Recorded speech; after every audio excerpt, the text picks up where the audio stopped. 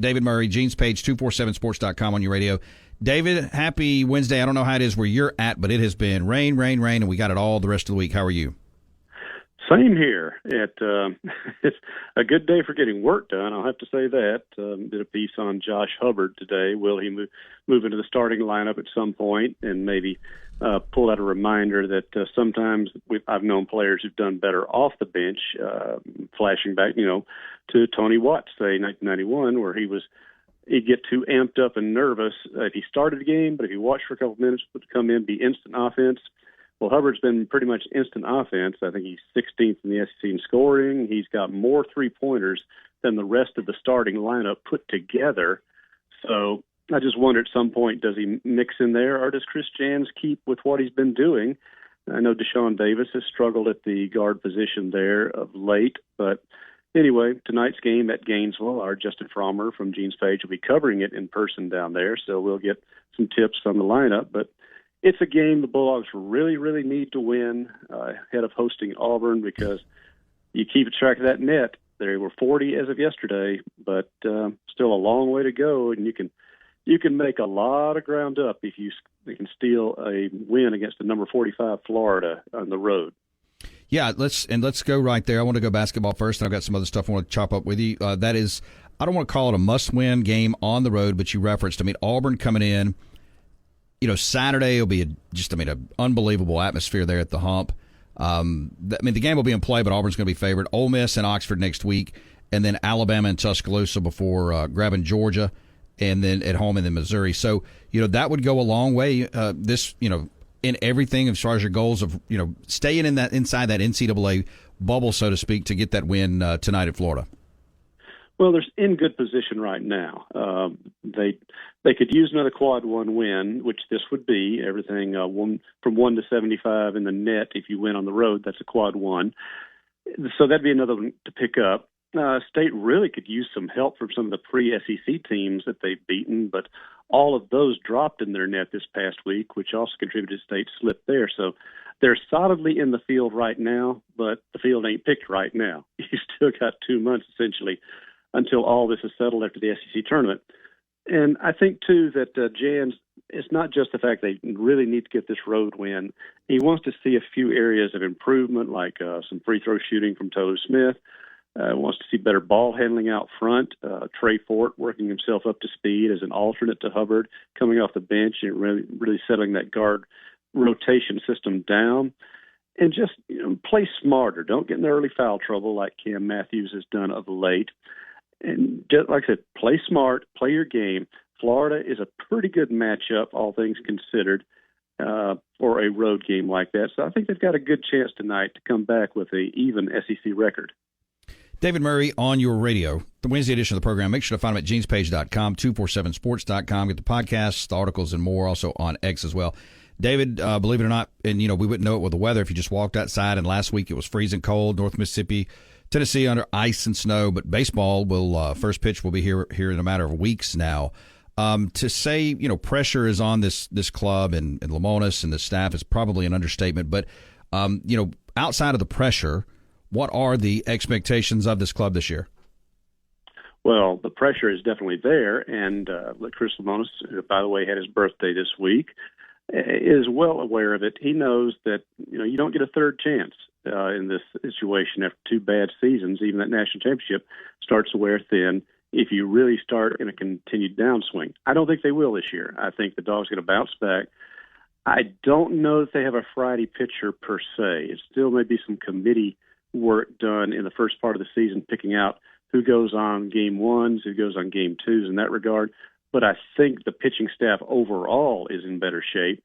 Only lost one player to Tommy John in preseason, which is a plague hitting college baseball everywhere, so State's hardly alone in that regard. I think the offense is going to be much improved this year. And, you can go on Genespage, and Mike Nemeth has done a great job this week of breaking down position by position, defensively, all the outfield positions, infield, catcher, what's going to happen there, and really dig into what the roster looks like right now going into it. And you talk about hard to believe. Well, I'm going to the basketball game this past weekend in like 22-degree temperatures, but I hear the clang of bats in the Palmero Center, and I'm thinking, yeah, it ain't that far away. No, that is absolutely true. David, while I got you a few minutes, I want to get your thoughts, just because you've been around college sports for quite a while, and you've seen a lot of stuff happening.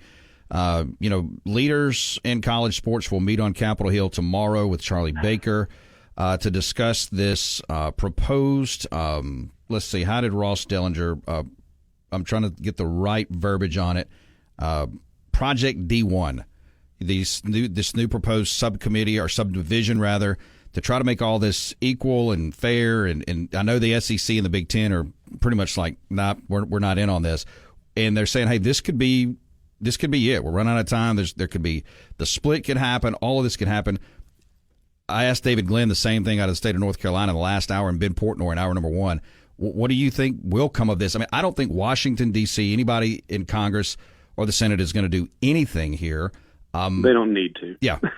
They don't need to get involved in this, because show me much of anything Washington has made better in the last, century. I know that's a little oversweeping, but still, college athletics is such an unusual and odd thing, as James Michener once wrote, that the aliens came down and looked at it and say, and all this is being done in the name of education. Yeah. But that's what makes it such a weird animal in so many ways. I don't think there's any fix via the NCAA. And that's not a knock on the NCAA per se, because you've got to have some sort of super body. And the NCAA, remember, is not the office in Indianapolis. It's the hundreds of presidents. They're the ones who put all these laws into effect or not. My thinking is, and I think the time it will happen when some of these TV contracts run out. I think the SEC's runs through, 2029 or 30?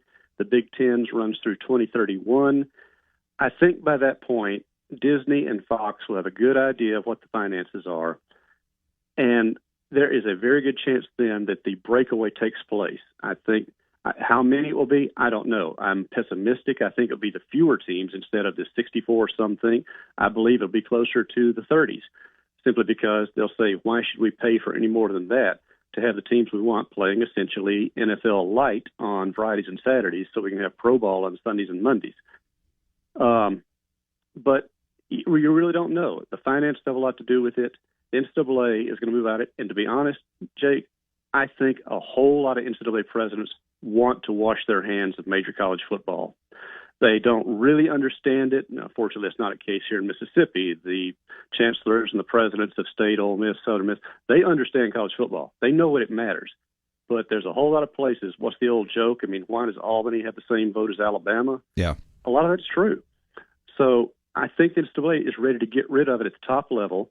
And basically, whoever doesn't go to the Super League goes to what now is the football championship. We'll have our own playoffs, but we won't have the huge TV money funding it and the other mandated 15 sports that you have to play that level of football, something everybody overlooks in the NIL and the transfer portal and all these debates, is when that California court case gets settled and student athletes probably will be allowed to unionize and start claiming a share of their conference TV monies, that means everybody gets the same. The volleyball spiker gets the same as the college quarterback. And there's going to be a lot of schools who can't afford it. I know I'm painting a doom and gloom, but I don't see any fix for it, certainly not through Washington, without a separation where they can make their own rules that are good for college football and the other sports go their own way. 100% agree. 100% agree, and I think that's where we're headed. We'll see what happens in these meetings tomorrow. You can find them at genespage.com. Make sure to get David on X and, of course, grab the podcast and more. David, always appreciate your time, and look, have a great rest of the week. We'll see what happens in basketball and talk soon. Well, and keep in mind, too, that the recruiting still goes on. State has not announced its enrollees, but it looks like about 28 guys will be here for the spring semester, 15 of them transfers, handful of high school guys and the JUCO guys as well. That'll get going. We're talking to Jeff Lebby at some point, probably on the February 7th signing day, but already looking forward to that and getting a spring idea of what the schedule is going to be. So, as much as we focus on basketball right now, baseball's about to start. But football is always right there, ready to grab our attention, because that's just what we do. That's it. It never ends. And, of course, David will be visiting with you on that as well. Thanks so much, David. We'll talk to you next week. Jake and Ben, thanks a lot.